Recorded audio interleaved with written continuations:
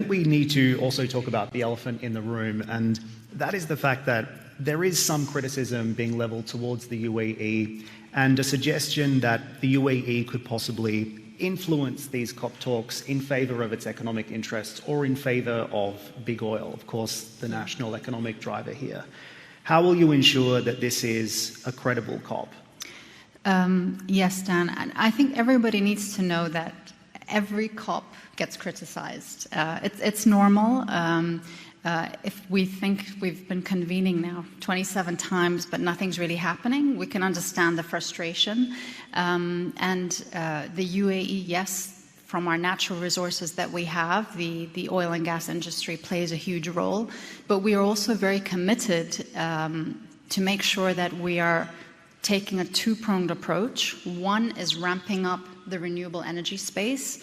And here again, the credibility is shown that we've set up Masdar City 2006. Today, we operate 3 of the largest in capacity, lowest in cost solar parks in the world. We also have the nuclear power plant where the 4th unit hopefully will be in operation next year, which will be covering 25% of the UAE's electricity needs.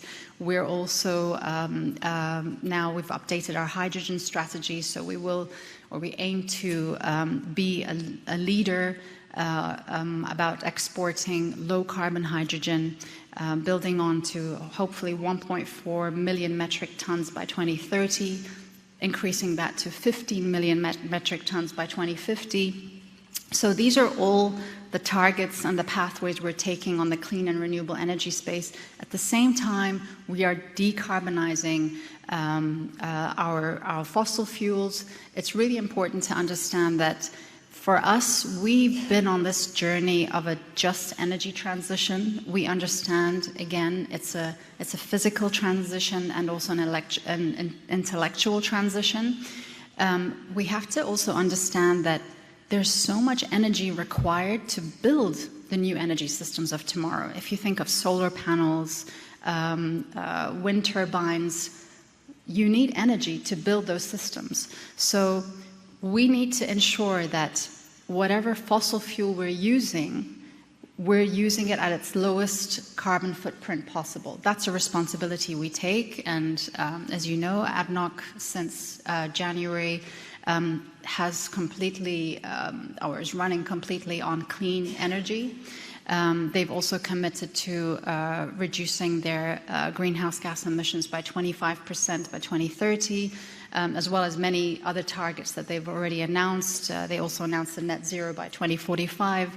So these are the commitments coming from that sector to make sure that they're doing their part to decarbonize. And of course, there's ADIPEC running right now in parallel. And I mean, looking at all the partners and the stakeholders on board, it's all about how to decarbonize this sector.